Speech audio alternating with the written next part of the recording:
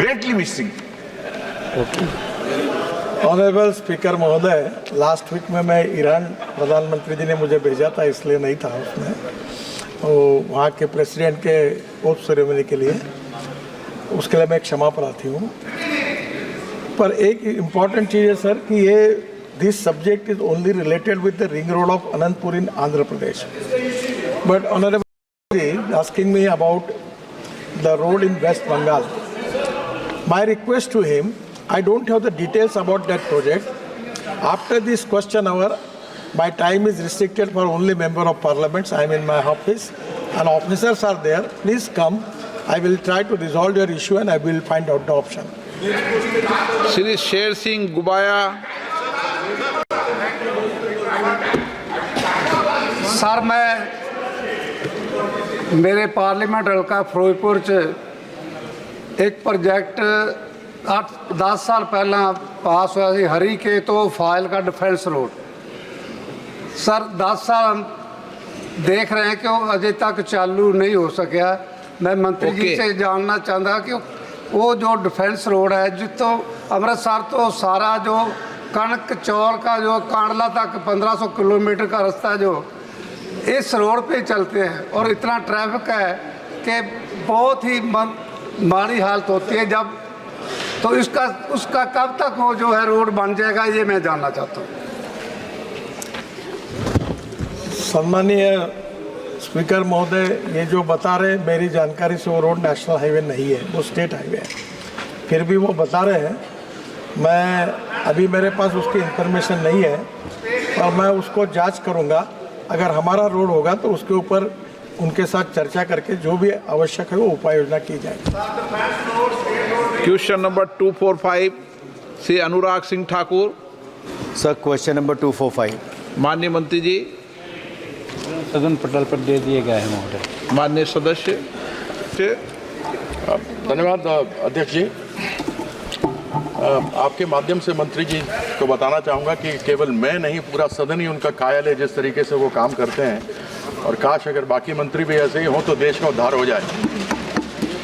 मैंने आपसे यह प्रश्न पूछा है जो सीधा पश्चिम बंगाल से भी जुड़ा हुआ है।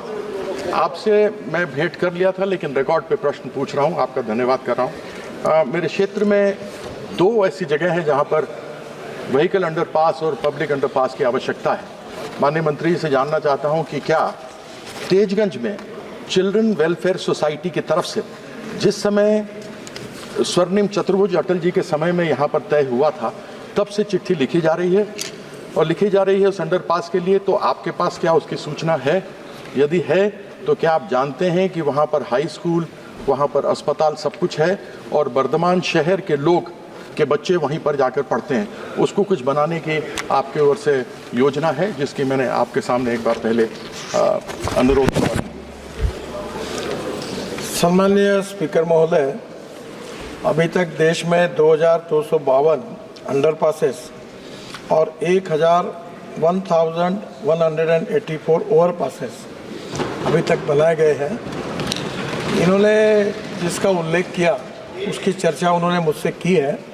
अभी हमने एक नई योजना तैयार की है कि स्कूल के पास जब बच्चे क्रॉस करते हैं तो काफ़ी एक्सीडेंट होते हैं, तो हमने आपके इसमें जो है वो बात हुई है मेरी कि कुछ जगह पर हमने फुट ओवर ब्रिज ऐसे बनाए कि स्कूटर और साइकिल भी ऊपर जाएगी और नीचे उतर सकेंगे, पैदल भी जा सकेंगे, और सीनियर सिटीजन के लिए उसके साथ लिफ्ट भी लगाएंगे। तो दोनों भी बातों का विचार करेंगे और जहाँ जहाँ स्कूल है वहाँ एक्सीडेंट नहीं होने चाहिए, इसके लिए चिंता कर रहे हैं। ये जो तेजगंज की जो परमिशन है ये ऑलरेडी ऑर्डर भी हो गया है और दी गई है, और इसमें फुट ओवर ब्रिज जैसा मैंने कहा उस प्रकार का ब्रिज बनकर मिलेगा और निश्चित रूप से वहाँ वाटर लॉजिंग भी हो रहा है, तो उसको भी दूर करेंगे और लिफ्ट उसमें ज़रूर बनाएंगे। बोलो।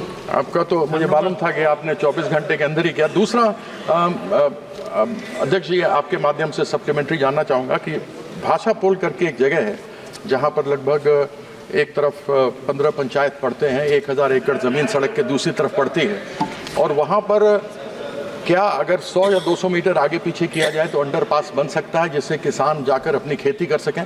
आप जानते ही हैं कि बर्धमान चावल के लिए बहुत मशहूर है, बहुत चावल वहाँ पर होता है, वहाँ से एक्सपोर्ट भी होता है और एक तरह से भारत को खाद्यान्न भी बर्धमान से बहुत प्राप्त होता है। तो क्या इस भाषा पुल के अंदर बन सकता है क्या, जिसकी कि हमारी मीटिंग हुई थी और उसमें कहा गया था कि हाँ यहाँ संभावनाएं हैं कि हो सकता है?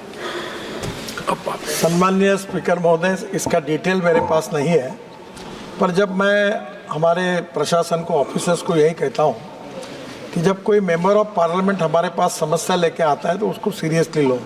कोई ना कोई समस्या इसीलिए वो आ रहे हैं। तो आपने जो बात बताई है, आज क्वेश्चन आवर पूरा होने के बाद सभी एमपी और अधिकारी है तो आप भी आ जाइए। ये जो यहाँ भी सेम प्रॉब्लम है और भाषापुर ये जो है इसका हम एग्जामिन कर रहे हैं और इसमें भी उसका प्रॉब्लम सॉल्व करने की कोशिश करेंगे। श्री इटेला राजेंद्र। धन्यवाद अध्यक्ष महोदय। तेलंगाना स्टेट के अंदर 1947 टू 2004 जितने जो नेशनल हाईवेज कंस्ट्रक्शन हुआ था, 10 साल के अंदर उससे ज़्यादा नेशनल हाईवेज कंस्ट्रक्शन हुआ sir. Hyderabad to Vijayawada, Hyderabad to Chhattisgarh, Hyderabad to Nagpur जो नेशनल हाईवेज कंस्ट्रक्शन हुआ था, सिटी के अंदर, हैदराबाद सिटी के अंदर बहुत ट्रैफिक बढ़ गया, बहुत एक्सीडेंट्स हो रहा है। इसमें अंडरपासेस एंड ओवर ब्रिजेस भी बनना चाहिए। मंत्री जी को मेरा रिक्वेस्ट है, जोड़ीमेटला बोल के एक चौरास्ता है, 60 स्टूडेंट्स मरा है, 10 इंजीनियरिंग कॉलेज है, 60 स्टूडेंट्स मरा है। मंत्री जी ने प्रोएक्टिव पॉजिटिव जो सोचता है ज़रूर।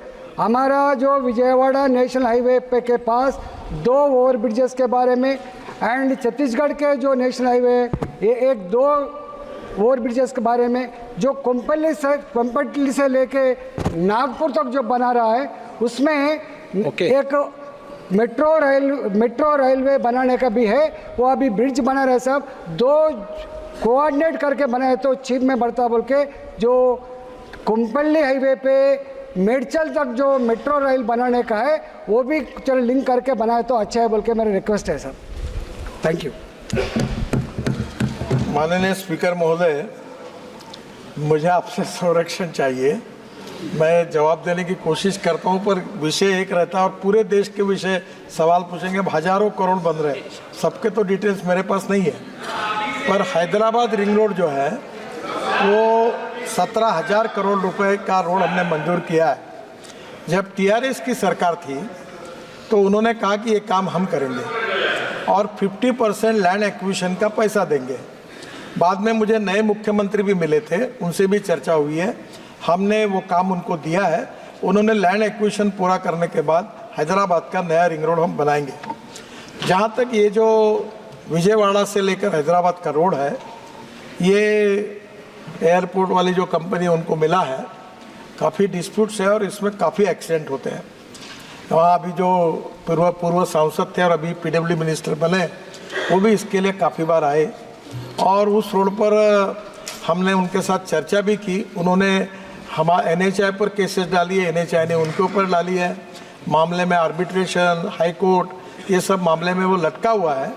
पर उसके बारे में मैं जानता हूँ कि बहुत एक्सीडेंट्स होते हैं और उससे मैं भी दुखी हूँ और उसमें नए यानी इंजीनियरिंग कॉलेज के लड़कों की भी डेथ हुई है। हम लोग जल्दी इसमें कोई ना कोई प्रॉब्लम सॉल्व करेंगे। जो NH-65 है उसका अपग्रेडेशन का हमने बीड बुला लिया है और उसका तुरंत 1-आध महीने के अंदर काम का शुरुआत हो जाएगी, ऐसा विश्वास मैं उनको देता हूँ। Thank you. सम्मानीय सदस्यों ने जो कहा वो सही है कि केरल में काम करना बहुत मुश्किल है। रोड के बीच में दोनों बाजू में डेवलपमेंट है और लैंड एक्विजिशन कॉस्ट 1 किलोमीटर की 50 करोड़ तक जाती है। फिर भी उन्होंने बीच में केरल के मुख्यमंत्री जी ने 50% लैंड की कॉस्ट बेयर करेंगे ये कहा था। 5,000 करोड़ रुपए उनने दिए, बाद में उनको दिक्कत आई। फिर मैंने उनको एक सोल्यूशन दिया कि जितना एग्रीगेट और सैंड और पत्थर लगता है उसको रॉयल्टी फ्री करा दो और 9% GST जो है स्टेट का हिस्सा उसको एग्जाम कर दो। तो इसमें मैं आपका मार्ग निकालूंगा।